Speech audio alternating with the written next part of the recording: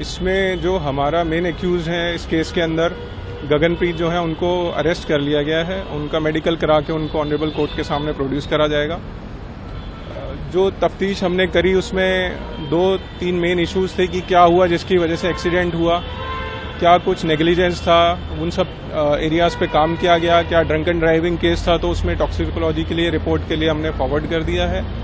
और जो लेडी थी उनसे भी पूछा गया कि आपका क्या रीज़न रहा कि किस लिए आप उनको लेके गए हैं हॉस्पिटल तक जो कि 20 किलोमीटर दूर है, जिस पे उनका जवाब ये था कि कोविड टाइम के अंदर उनकी फैमिली को बचाने वाला, एडमिट करने वाला यही हॉस्पिटल था। और जब वो शॉक से रिकवर करी, उन्होंने देखा कि उनकी बेटी भी खून में है, उनके हस्बैंड को भी इंजरी हो रखी है। तो उस पॉइंट पे जो विक्टिम्स हैं वो भी कहीं ना कहीं मेजर इंजरीज की हालत में थे, तो उनको ज़्यादा कुछ दिमाग में नहीं आया और उन्होंने बस जो टैक्सी थी उसके ड्राइवर को इमीडिएटली बोला कि वहाँ पे एक हॉस्पिटल है जीटीबी नगर में, हम इनको वहाँ पे ले चलते हैं सो दैट कि उनको फर्स्ट एड दे दिया जाए।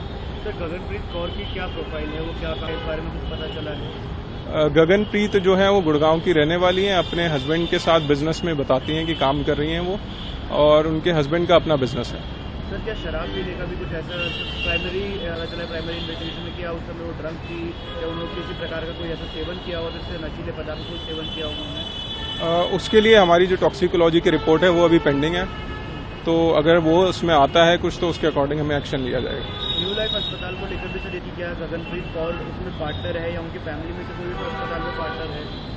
इस चीज़ को भी हम अभी वेरीफाई कर रहे हैं कि कितना इसमें सच है कितना नहीं है। डॉक्यूमेंटेशन उसकी कलेक्ट करी जाएगी और जिस किसी की भी अगर जो ऐसा कल्पेबिलिटी उसमें आएगी या लाइबिलिटी जिसमें आएगी उसको फिक्स करा जाएगा। सबूत की बात सर सामने आ रही थी, इस पर क्या डिटेल्स है?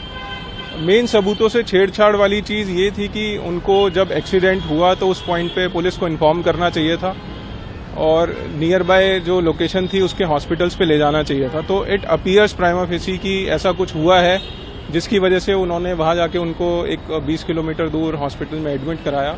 तो उस चीज़ को सबको तफ्तीश करने के लिए, उसको जानकारी में लाने के लिए उस सेक्शन को ऐड करा गया।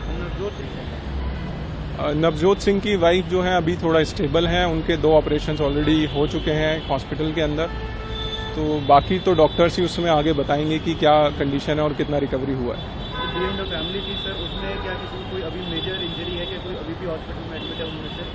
उनके जो हस्बैंड है गगनप्रीत के वो अभी एडमिट है हॉस्पिटल में ही, उनको हेड में इंजरी बताया जा रहा है। डॉक्टर आगे बताएंगे कि उनके लिए क्या प्रोसीजर करा जाएगा, कैसे होगा, उसके अकॉर्डिंगली हम उस पर एक्शन लेंगे।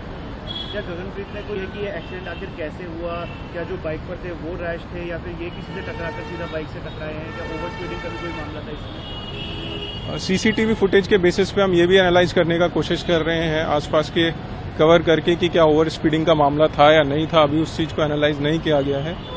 जो मोटर व्हीकल है उसका भी इंस्पेक्शन कराया जाएगा कि कितना डैमेज है, क्या कितनी स्पीड पे हुआ है, वो सब चीज़ें। बट जो गगनप्रीत हैं इनसे जो अभी हमने इन्फॉर्मेशन कलेक्ट करा, उनको इंटेरोगेट हमने करा, उसमें उनके पास उनको इस चीज़ का कोई नॉलेज नहीं था कि कैसे मेजर इंसिडेंट हुआ, क्या हुआ। बस वो बता रहे हैं कि हम गुड़गांव से अपने घर की तरफ जा रहे थे, सडनली कुछ एक इम्पैक्ट आया और उसमें गाड़ी में ऐसे डैमेज हो गया और ये इंसिडेंट हुआ। अगर आप ये वीडियो YouTube पर देख रहे हैं तो हमारे चैनल को सब्सक्राइब कर बेल आइकन दबाएं और Facebook पर देख रहे हैं तो हमारे पेज को लाइक करें।